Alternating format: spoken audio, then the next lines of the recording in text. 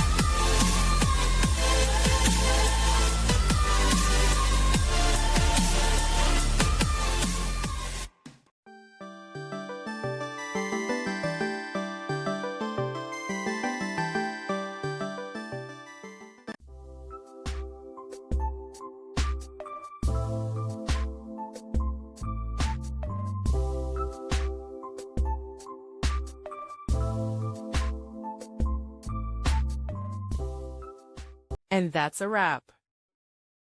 I hope you found the answer you were looking for. If you did, take a second to hit that subscribe button. It really helps out. And let me know in the comments which solution worked best for you. See you next time in the debug zone.